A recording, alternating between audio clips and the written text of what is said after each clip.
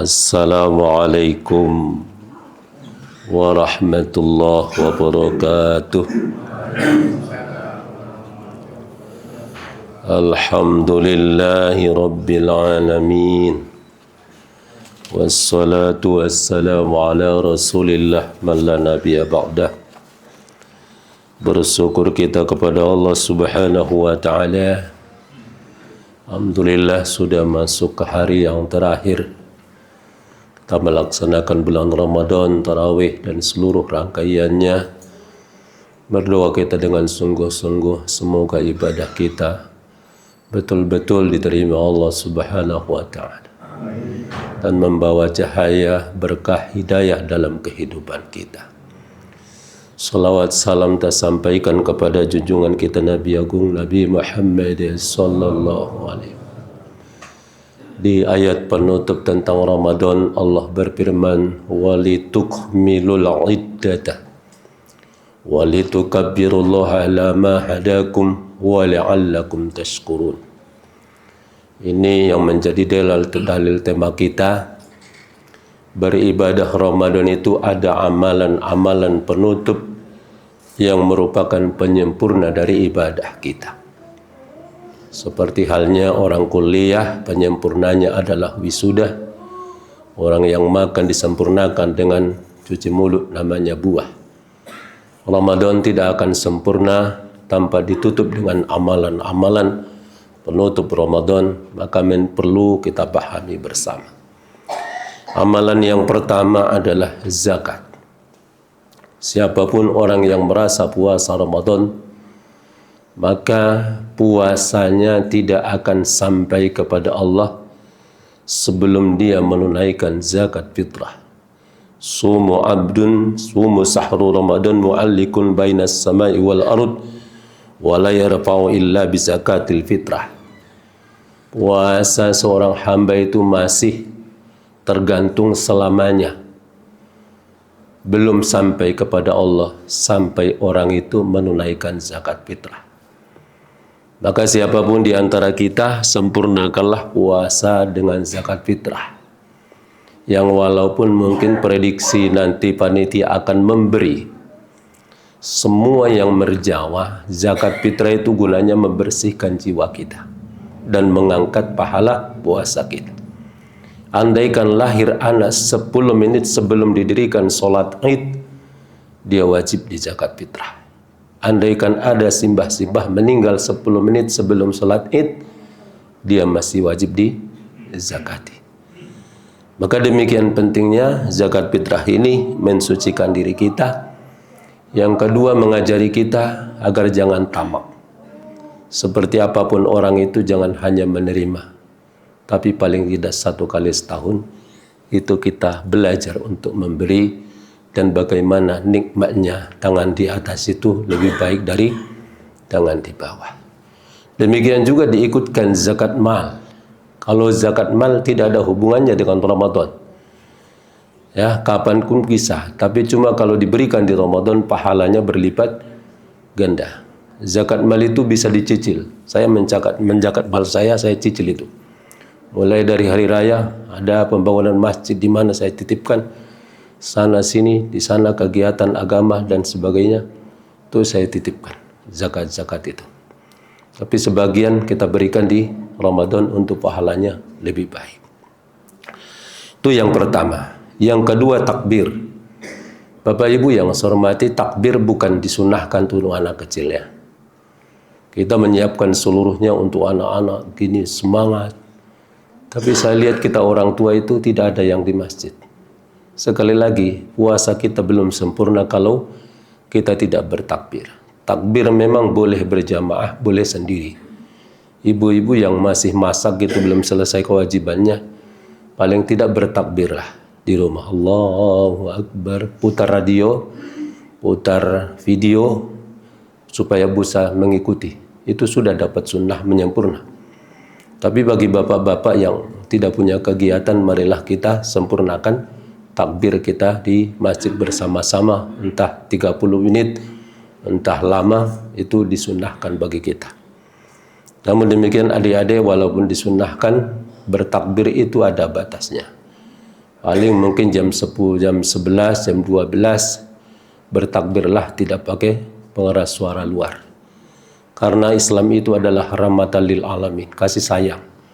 Kalau kita bicara 24 jam mungkin ada di sebelah orang sakit, ada di sebelah orang tua, ada yang punya kegiatan belajar, mungkin mereka tidak tidur semalaman, ada mungkin yang mau pendadaran skripsi, maka mereka tidak tidur, maka besok dia bermasalah masalah kehidupan.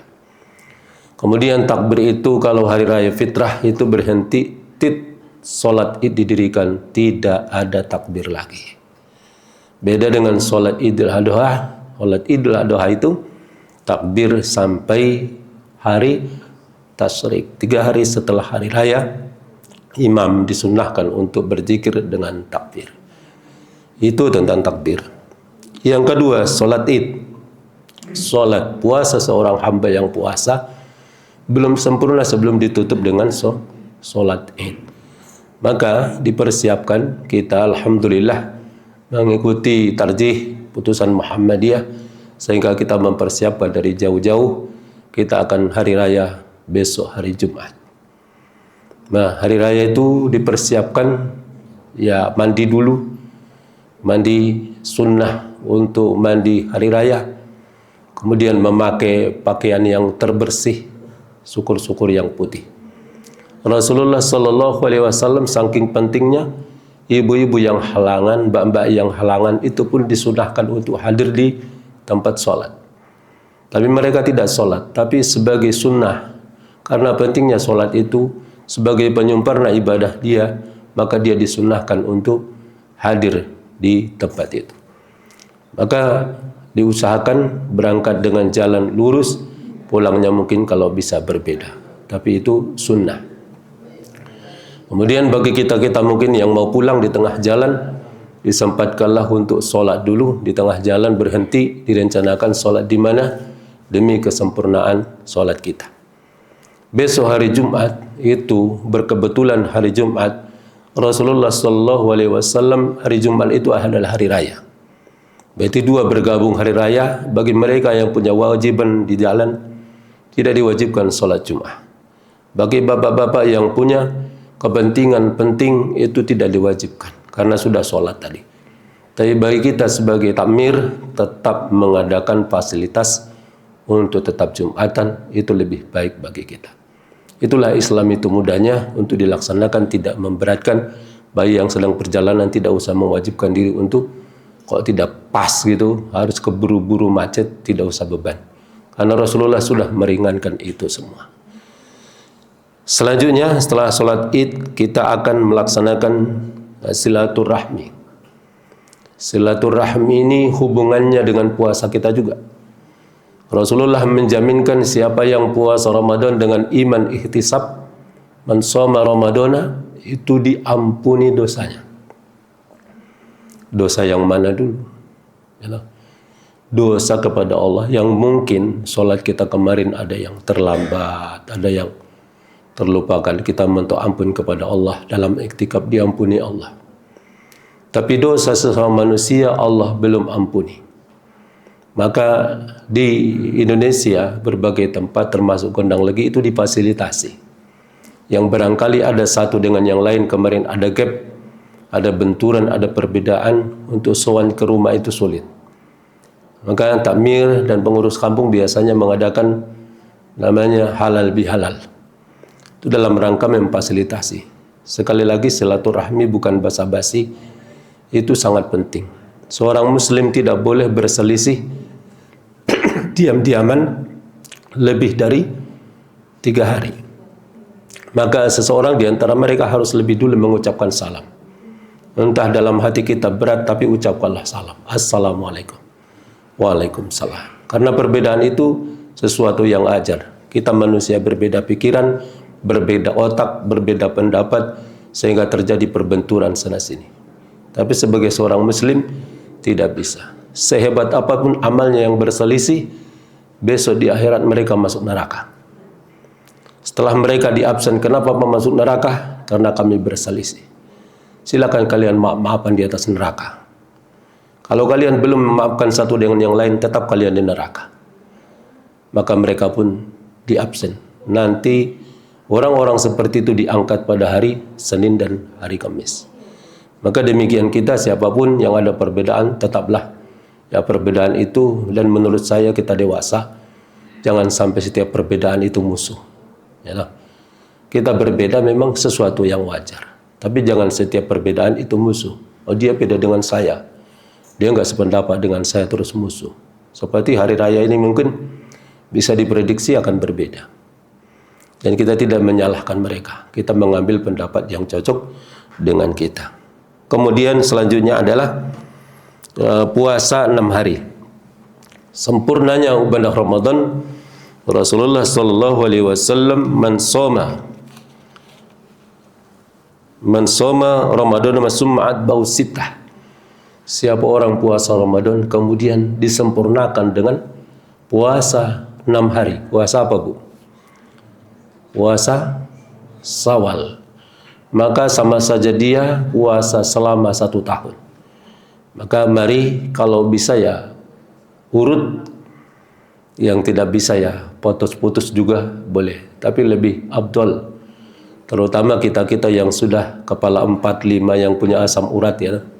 Sekarang itu sudah enak, hilang rasanya tensi, hilang rasanya asam urat karena tertata makan kita. Tapi begitu bes takbir dikumandangkan, semua rumah menyuguhkan macam-macam, akhirnya asam urat kambuh lagi, tensi naik lagi. Maka solusinya adalah laksanakanlah puasa 6 hari. Bapak Ibu yang saya hormati, selain itu sebagai penyempurna ada nasihat ulama yang sangat penting bagi kita. Kun rabbaniyan wala takun ramadaniyan. Muslim tidak boleh, Muslim itu jadilah hambanya Allah, jangan menjadi hambanya Ramadan. Siapa di antara kita yang merasa menyembah Allah selama Ramadan, dia puasa karena Allah, dia tarawih karena Allah, maka mereka akan tetap melaksanakan ibadah walau selesai Ramadan.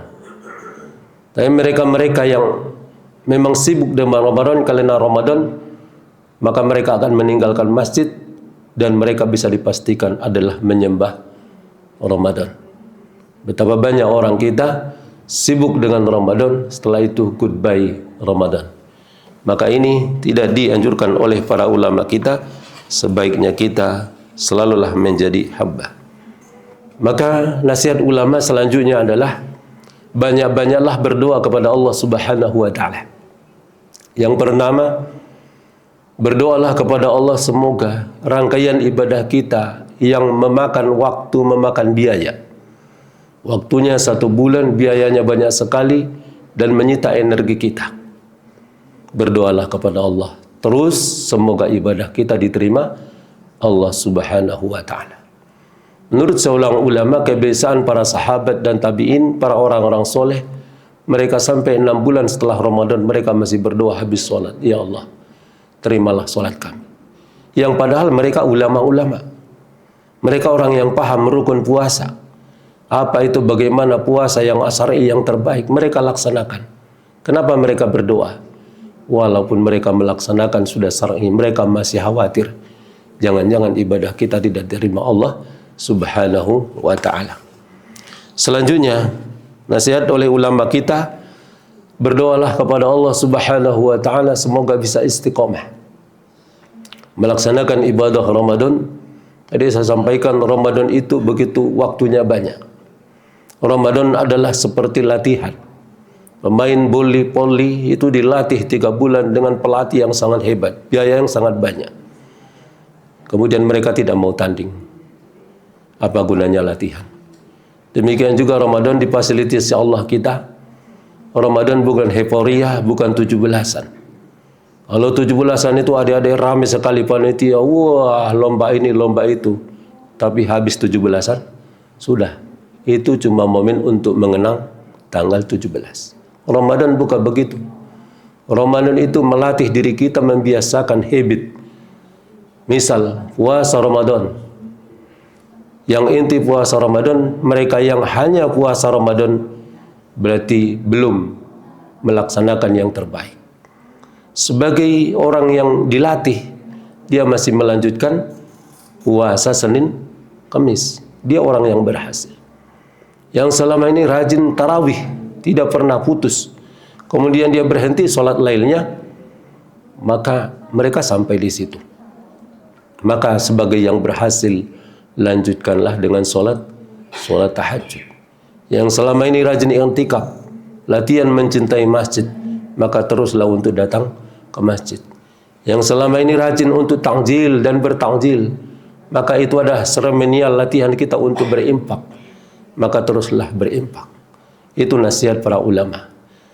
Ada seorang sahabat datang, "Ya Rasulullah, ajari aku amal yang mendatangkan cinta kepada Allah." Sahabat itu bertanya, biasanya kan bertanya amal yang diterima. Sahabat ini bertanya, apa? Rasul menjawab, adawamu hawa inqalla. Allah itu mencintaimu kalau kau melakukan amal walaupun sedikit. Apa yang kita lakukan Ramadan, kalau hanya kita lakukan di Ramadan itu hanya diterima. Tapi kalau kita lanjutkan, Allah cinta kepada kita. Selanjutnya nasihat ulama adalah janganlah kembali untuk berbuat dosa setelah selesai Ramadan. Yakinlah kita tadi hadis, siapa orang yang Ramadan itu sudah dibersihkan Allah kita, sudah diampuni Allah dosa kita, maka berusahalah dengan sungguh-sungguh. Di antara tanda-tanda amal seseorang yang diterima, dia tidak mengkotorinya lagi, dia tidak berbuat dosa lagi, yang walaupun mungkin terjadi bukan kesengajaan. Tapi orang yang berhasil di Ramadan, berhati-hatilah untuk menjaga kesucian dan kebersihan yang diberikan Allah di Ramadan. Termasuk diantaranya saya ingatkan kita semua, mulai masjid ini kita dirikan tidak ada yang difasilitasi untuk dapat uang. Ya, panitia waktu itu tidak dapat uang, dan bahkan Pak Wardi pun waktu itu saya ingatkan, Bapak cukup dapat gaji seperti tukang. Dia bilang. Dan sampai sekarang siapapun khotib orang Gondang Legi itu tidak pernah digaji. Dan siapapun imam orang Gondang Legi itu tidak pernah digaji. Maka siapapun yang memegang uang masjid, yang menggunakan uang masjid, itu saya ingatkan. Jika ibu melakukan itu niat ikhlas saja. Ya, jadi panitia ikhlas saja. Itu nanti akan datang dari jalan yang lain. Tapi jika uang itu kita ambil dengan tidak sah, yakinlah itu membawa rumah kita panas. Mengakibatkan ke anak-anak kita kesulitan mencari rezekinya. Mengakibatkan sekolahnya. Dan sampai mengakibatkan jodohnya sangat jauh. Saya di Jogja itu berapa kali jadi takmir. Hidup saya selama kuliah adalah di masjid. Jahir di mata saya. Orang-orang yang main-main dengan uang masjid. Saya jelas saya lihat. Kehidupan dia akan morat-marit. Padahal yang tidak kita dapat.